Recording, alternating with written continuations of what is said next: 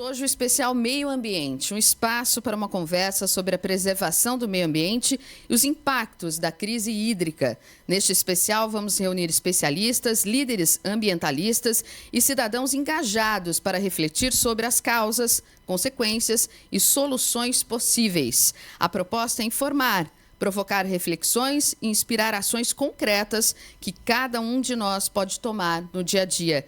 Essa ação da Jovem Pan é motivada pela Semana do Meio Ambiente, comemorada em junho.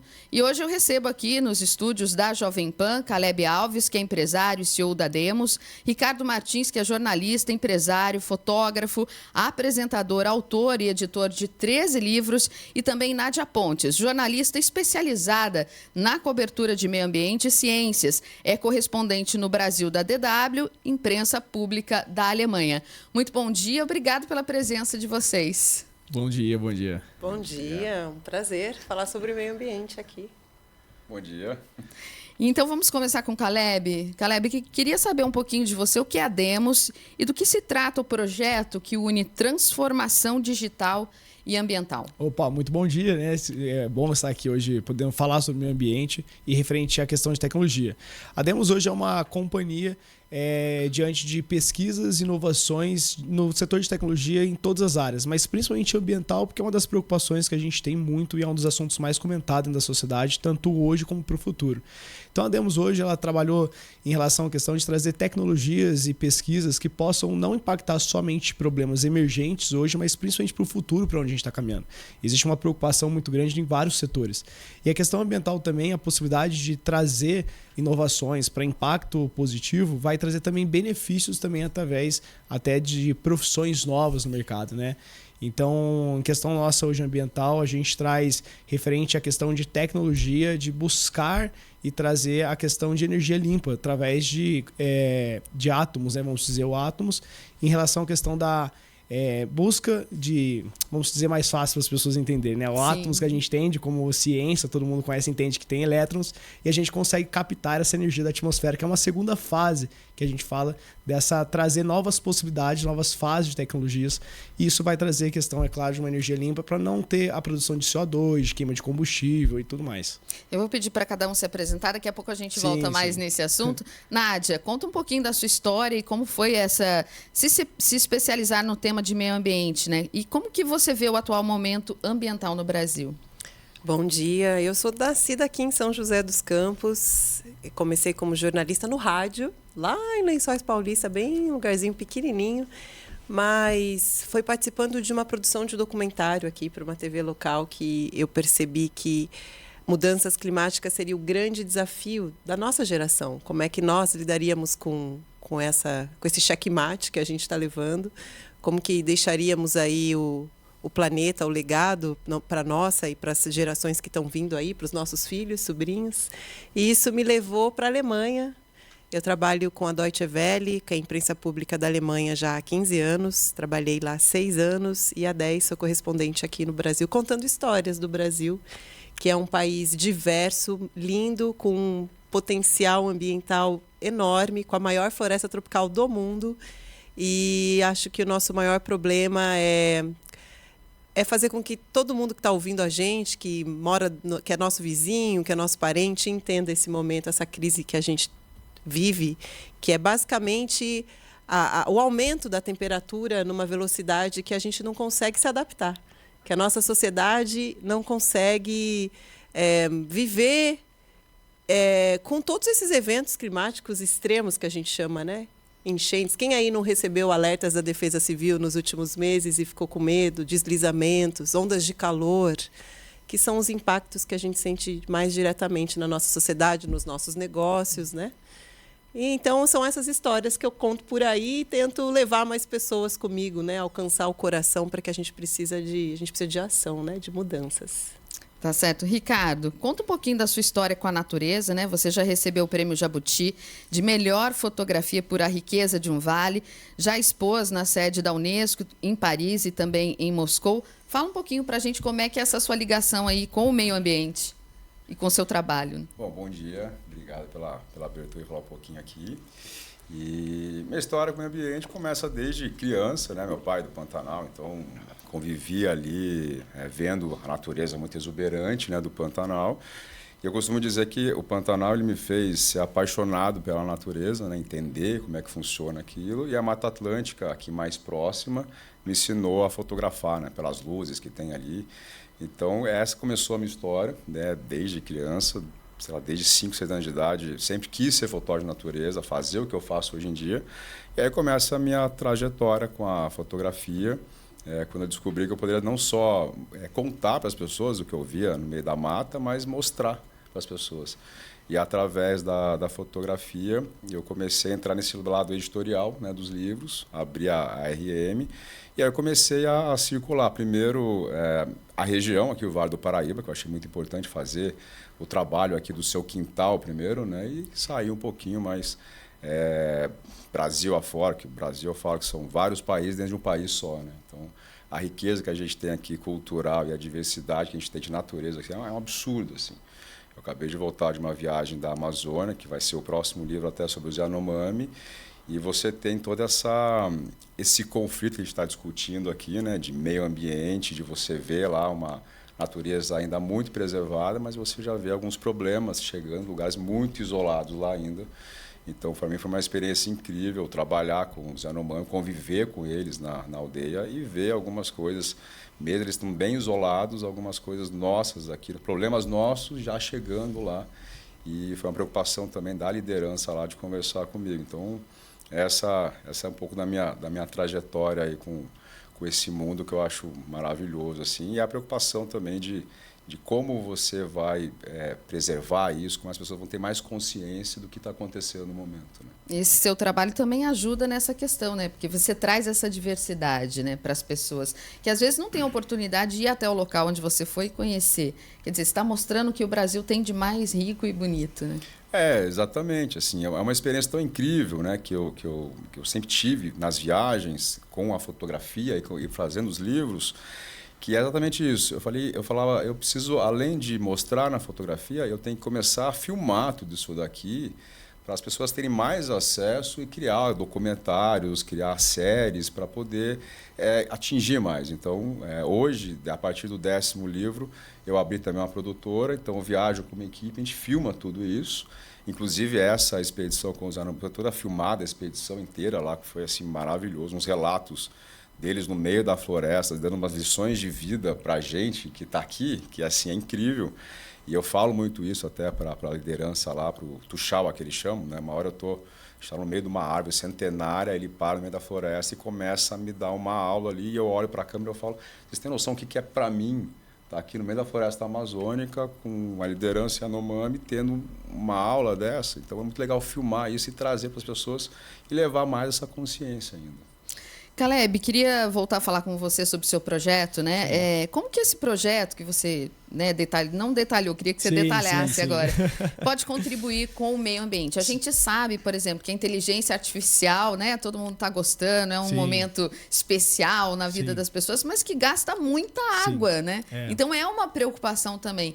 E o seu projeto, como que ele vai contribuir com o meio ambiente? Sim. Hoje nós temos um ambiente, né, de amizades, de outras empresas no meio de tecnologia. E realmente não é uma preocupação, não é um assunto muito comentado na mesa sobre a questão ambiental. Né? Através de alguns especialistas, como vocês estão aqui, vêm e conversam conosco, né, referente à questão dessa preocupação, porque de fato o que nós estamos fazendo? De fato, sobre como vocês vão mudar e, de fato, né, o que a gente vai fazer de forma diferente que vai impactar o meio ambiente. E aí houve uma necessidade, uma pesquisa por trás para entender o que a gente poderia fazer para que pudesse trazer um retorno. Nós sabemos que existem várias pesquisas, existem várias inovações, é falado, é comentado, mas não de uma maneira que incentive tanto o empreendedor, o empresário, principalmente a minha área de tecnologia. Então, nós, através de algumas pesquisas, conseguimos entender que a inteligência artificial que todo mundo usa hoje, né, todo mundo tem, aí eu costumo de fazer uma pergunta e responder, trouxe muitas facilidades para muitas pessoas, para o mercado, mas a questão é, o consumo sim de energia ela é muito alta. E a gente sabe que a questão do que nós temos hoje, eólica, solar, que nós conhecemos essas energias, para o nosso meio ela não é uma energia suficiente. Então a gente precisa sim de muita água, a gente tem um consumo muito grande de CO2, isso afeta a parte climática, climática. Então tem várias, na verdade, através de uma solução que nós trouxemos para o mercado, há um grande problema climático, há uma grande preocupação de como o ser humano, de como as pessoas vão viver lá na frente, porque isso afeta toda a saúde e tudo mais. Então nós pensamos em trazer, é uma pesquisa, não é uma pesquisa nova, não é uma pesquisa de uau, né? Nossa, que é gênio, não. É uma pesquisa antiga da questão dessa captação dessa energia, uma energia que nós possamos implementar em cidades para diminuir a produção de CO2 e isso trazer um ponto muito positivo climático lá na frente. É claro que não adianta nós tomarmos uma tomada de decisão hoje que vai refletir imediatamente. Não, leva um tempo para construir. E é exatamente esse o nosso foco. Então, através dessa produção, essa produção dessa tecnologia, dessa energia, nós conseguimos atingir, né, um outro patamar de resultados, tecnologias, que é através, por exemplo, da mineração, né? Nós sabemos que a mineração hoje ela afeta muito o nosso meio ambiente, ela agride de uma maneira muito negativa. Então, através disso, alguns assuntos são fechados, com pesquisas que são poucos comentadas sobre a mineração de asteroides, né? Nós sabemos que o cobalto é uma questão de bateria, o granfeno que nós fazemos armazenamento. Então, nós temos, é claro, alguns avanços tecnológicos para conseguir, nós podemos substituir lá na frente para os asteroides e automaticamente desativar as mineradoras de hoje, conseguir criar fazendas verticais, replantio novamente e começar a reconstruir. Então é um ponto muito pequeno agora, uma fase inicial de pesquisa, uma fase inicial de todo um custo por trás, mas que possa trazer benefício tecnológico de outras inteligências artificiais, que a gente possa desenvolver cada vez mais tecnologias para o povo, mas principalmente focado no meio ambiente de qualidade sustentável lá na frente. Nádia, você acompanha o Brasil a partir de uma perspectiva internacional. Como o mundo vê as políticas ambientais brasileiras? Você sabe que o Brasil chama muita atenção, né? Pelo tamanho, é um continente, pela diversidade, né? Pela floresta, pelo rio, Amazonas, assim. Quando você está ali diante dele, você olha e fala, mas aqui não é o oceano ainda, né? E ele é muito respeitado por suas políticas ambientais, por sua diplomacia. A diplomacia brasileira nas negociações ambientais, né, nas conferências do clima, é extremamente respeitada. Eu gostaria que todos os brasileiros soubessem disso e se orgulhassem disso, porque o Brasil tem um histórico com a Eco 92, com várias conferências aqui no Brasil que foram marcos importantes na história ambiental internacional. Então, conhecido também por desrespeitar muito as suas leis, né? Nós temos ótimas leis ambientais. Tivemos aí alguns afrouxamentos nos últimos anos, mas também somos bons e conhecidos por desrespeitar os limites. Aqui mesmo, a Mata Atlântica, onde a gente está, né? Que é um bioma, uma floresta a mais antiga que a Amazônia em termos de evolução. E a gente tem 11% de Mata Atlântica só, que restou aí de florestas primárias. E a gente ainda tem muito desmatamento na Mata Atlântica. A gente tem uma lei de desmatamento que não se pode mais desmatar a Mata Atlântica, né? Aqui no estado de São Paulo. E a gente desrespeita essa lei. Então, a gente também é conhecido por ótimas leis, mas também por não respeitar essas leis. Mas muito respeitado na diplomacia climática, é muito conhecido também por isso. Você acompanha em loco também, né? Faz algumas reportagens que você vai até o local, acompanha. Como é que é viver isso? Até os perigos, né, desse tipo de atividade. Eu acho que eu acabei de voltar de uma reportagem no Acre, um lugar bem de difícil acesso, que a gente teve que alugar um avião para ir, sabe?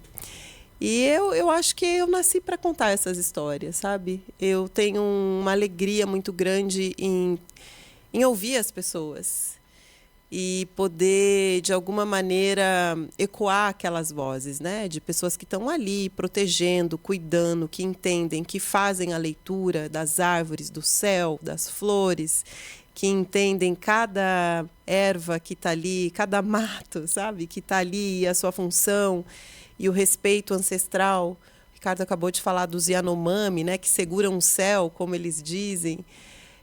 O Brasil é tão diverso, é tão incrível essa diversidade que a gente tem. São Paulo o estado de São Paulo é um mundo bem à parte, né, do resto do Brasil.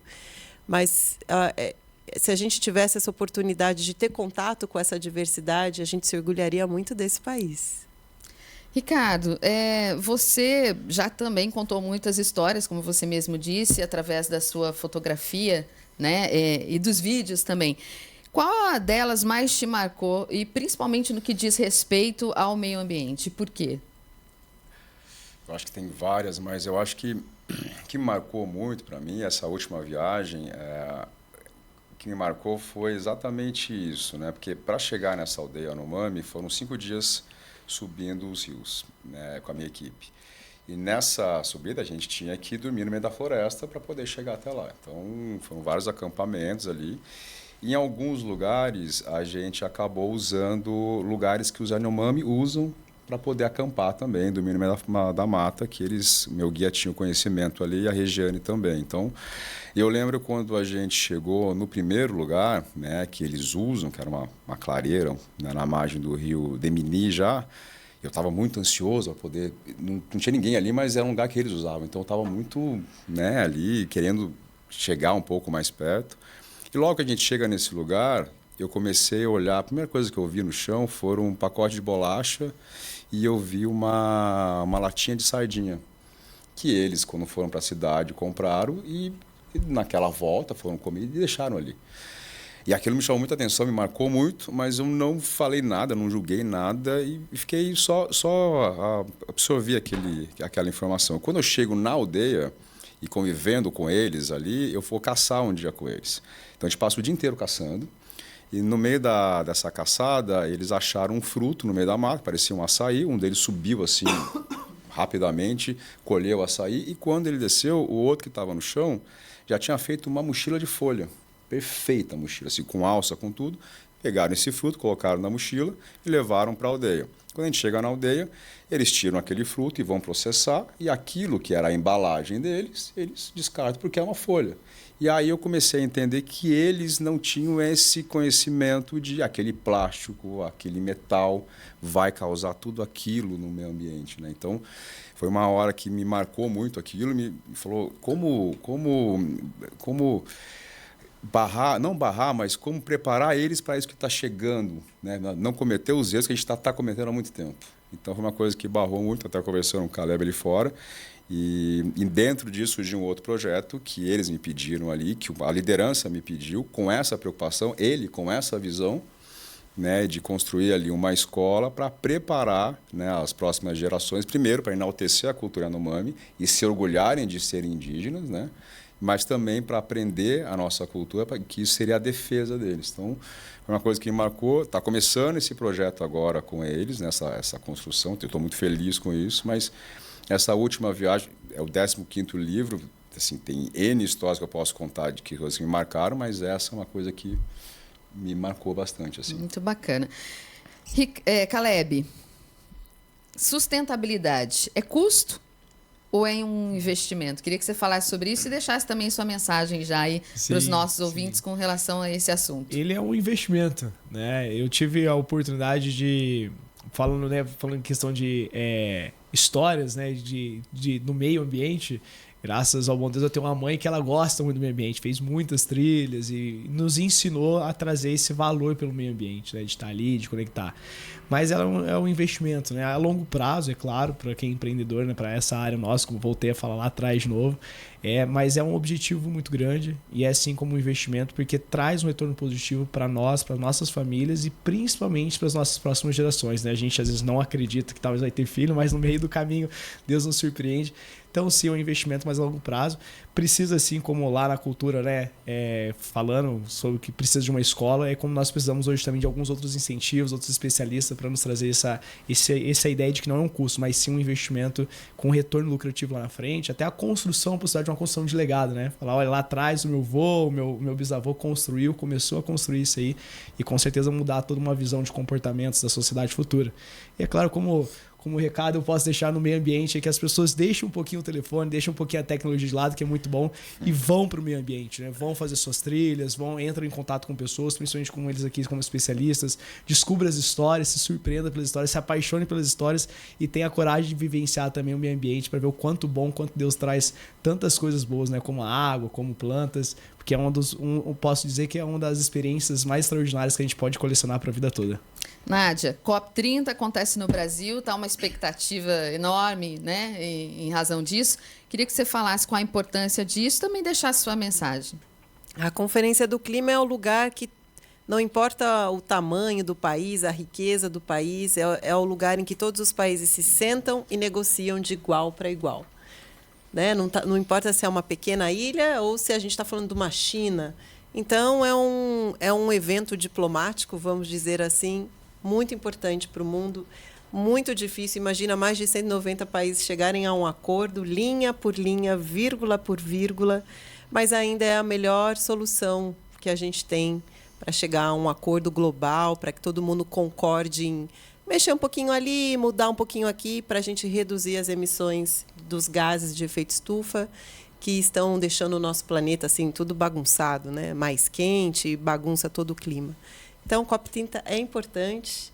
Estou indo para Belém daqui a algumas semanas, mas eu sei que a capital está assim, vivendo dias, né, doidos de obras. Está muito caro achar um lugar para ficar.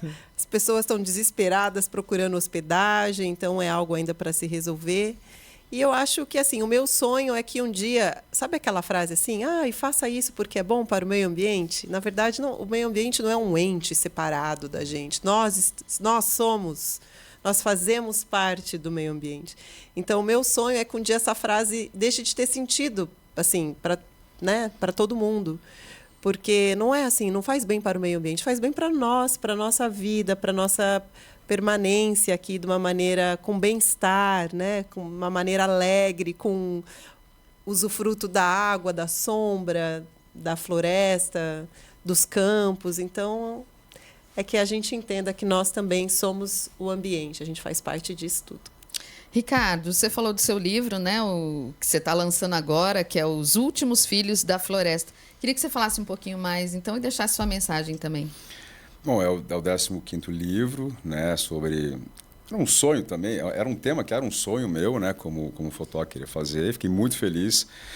Não planejei que fosse exatamente o Yanomami, mas as coisas foram acontecendo e eu acho que eu fui no lugar muito certo para fazer isso, porque tem N histórias que aconteceram ali no meio e que justificam o que eu estou falando, né? Então, quando eu vi aquilo, onde eu cheguei, como eu cheguei, quem estava na minha volta, eu falei... E esse trajeto mudou algumas vezes até eu chegar nessa aldeia específica e aí eu fui entender o porquê que eu estava lá. Então, estou muito feliz com isso. E o lançamento vai ser dia 26, lá no MIS em São Paulo, né, junto com o livro e a série vai ser lançada também lá no museu. E um recado que eu quero deixar, eu quero pegar aqui a linha do Caleb e da Nádia, exatamente isso. Nós viemos da natureza, né? Então voltem para ela, né? Comecem a olhar ela não como espectador, mas fazendo parte dela também. Vai caminhar, vai olhar um passarinho bonito que pousa na sua frente, vai ouvir o canto do pássaro, começa a abrir a sua mente mais para isso. Eu acho que isso é uma higiene mental absurda, o ser humano precisa disso, a gente faz parte daquilo. É exatamente isso, né? Voltem um pouco para onde a gente veio.